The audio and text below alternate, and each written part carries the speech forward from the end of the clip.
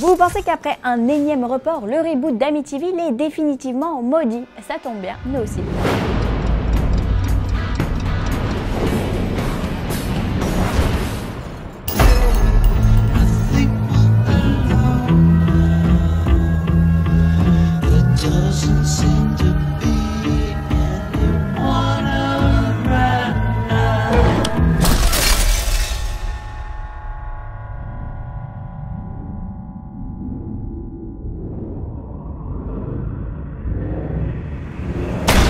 Il y a tout juste 3 mois, on découvrait la bande-annonce de l'énigmatique 10 Cloverfield Lane. Alors à peine remis de Star Wars 7, on apprend donc que J.J. Abrams a œuvré en coulisses pour nous pondre ce petit film terrifiant en salle mercredi et qui, comme son titre le laisse supposer, pourrait bien être une suite de Cloverfield. Depuis, le studio bastonne à coups de marketing viral. On a eu droit à un poster IMAX criblé d'easter eggs, des indices cachés dans la bande-annonce, des théories de fans en veux-tu en voilà, et pourtant plus les jours passent et plus le mystère s'épaissit.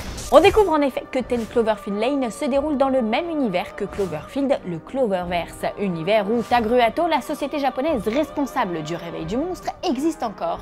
Il vous suffit de suivre les indices planqués par la prod et vous découvrez alors que John Goodman est en réalité un employé de cette société. Bon, c'est bien joli tout ça, mais ça ne nous dit pas si le film de Dan Trachtenberg est oui ou non la suite du Cloverfield de Matt Reeves. Certainly is its own freestanding story, but they are very connected in tone and in genre and you know, just like Cloverfield was a very unique way to tell a very familiar premise. I think we are similarly a unique way to tell a familiar premise. I think it's a new chapter. You know, if you look at that name and think that this could possibly be the beginning of, you know, in the way that you have like serial comic books or something that are always kind of changing what they're about, but keeping a same kind of thematic tonality and just kind of heart and soul of it. I think that it's the next kind of step in that evolution. What was that? Quiet. How do you know that this is real?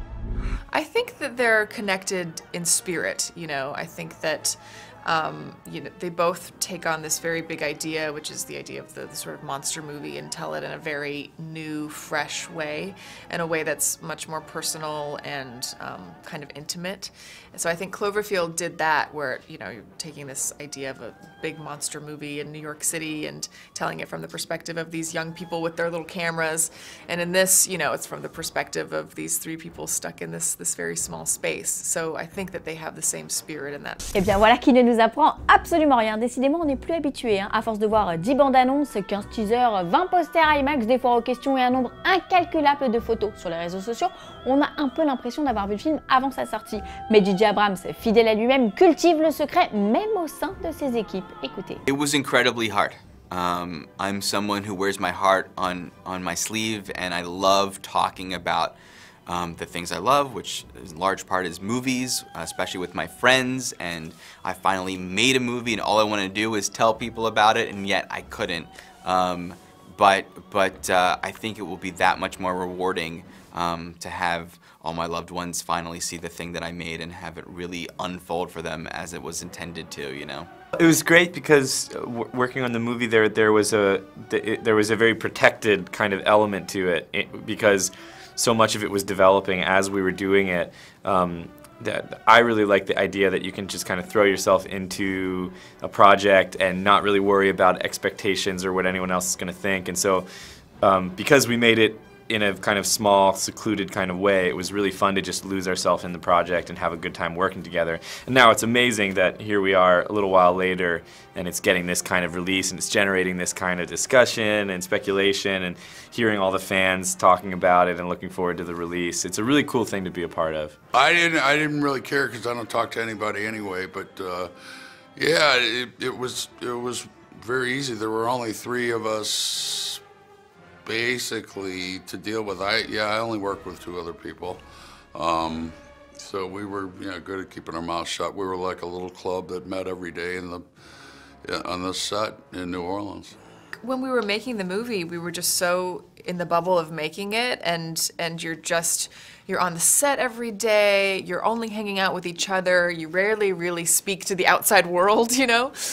So it wasn't that hard when we were shooting. I think it was in the aftermath, in this past year or so, trying to explain to people what it was without really giving away too much was the tricky part. But I'm happy that we were able to keep it under wraps for as long as we did. Mais au final, ça parle de quoi, 10 Cloverfield Lane? Tagline is very apt. Monsters come in many forms, and I think that that's something that the film explores in so many ways, in many, many layers, you know, from the monsters within themselves that the characters are dealing with and the potential monsters that could be on the outside world. So I love that tagline, and I think that it speaks volumes about what the film is saying. It's a lot about how we react to the unknown, to our fears of the unknown, and we see, you know, that some people build walls up to separate themselves from the bad stuff, and some people run away from it, and some people try and hide.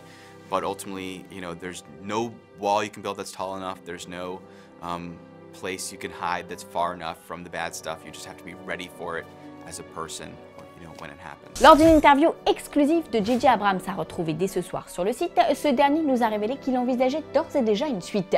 Vous en dire plus risquerait de vous gâcher une partie de l'intrigue, je m'en tiens donc à cela pour l'instant, mais vous l'aurez compris, nous aurons l'occasion d'en reparler, à moins que tout ceci ne se fasse dans le plus grand secret.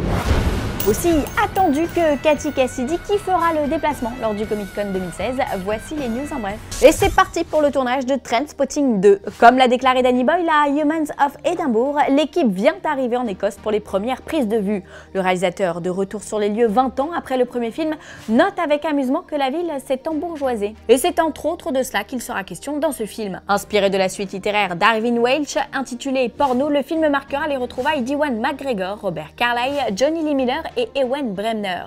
Des retrouvailles sûrement placées sous le signe de la vengeance vu le final de Trainspotting. Aujourd'hui âgés d'une quarantaine d'années, les personnages n'en auront a priori pas tout à fait fini avec la drogue, mais il va falloir attendre 2017 pour découvrir tout ça. L'heure est aux reshoots pour Star Trek 3. À 5 mois de sa sortie, le film de Justin Lin repart en tournage et accueille une nouvelle actrice dont je crains d'écorcher le nom, Shoré Agdashloo. Selon Deadline, la comédienne apparue sous les traits du docteur Kavita Rao dans X-Men l'affrontement final, campera la commandante en chef de la Fédération. On ne sait pas très bien si ces histoires de reshoots et d'ajouts de casting si près de la date de sortie laissent présager le meilleur pour le film de Justin qui a connu bien des déboires. On se consolera avec Gigi à la production et Simon Pegg au scénario, un duo de choc à qui l'on accorde toute notre confiance. Rendez-vous dans les salles le 17 août pour en juger. Faudrait pas que ça parte en vrille. C'est ici que tout commence, capitaine. C'est ici que la frontière se dresse. Mais qu'est-ce que c'est? Je sais pourquoi vous êtes là. Pourquoi nous sommes tous là. Aujourd'hui dans le coin des Fanzone, on répond à Fabios Homme qui nous demande des infos sur Ninja Turtles 2. Ninja Turtles 2 qui sortira donc dans les salles le 29 juin. Eh bien le méchant Shredder vient de se dévoiler sur Twitter. Son interprète Brian T a posté une photo non sans une certaine fierté. Alors dites-nous tout, bon ou mauvais Shredder selon vous? On attend désormais le look du super vilain Krang. En janvier dernier, Michael Bay, producteur du film, déclarait à Rolling Stone que ce Krang pourrait avoir quelques tentacules, mais je cite: « Je ne veux pas qu'elle déborde à l'extérieur, je ne veux pas qu'il ressemble à une stupide pieuvre. » Tout un programme, on a décidément hâte de voir ça. Quand Kingsman croise le chemin de Wolverine, cela donne Eddie the Eagle, la feel-good story de ce début d'année. C'est produit par Matthew Vaughn et c'est un peu le Rasta Rocket des années 2000. On suit ici le destin incroyable de Michael Eddie Edwards, bien décidé à devenir un champion olympique alors même qu'il n'a jamais réussi à briller dans aucune discipline sportive. En d'autres termes, voici l'histoire vraie d'un homme qui n'a jamais cessé de croire en lui. Moi aussi Eddie, je suis de tout cœur avec toi. Allez, très bonne soirée à tous et à demain.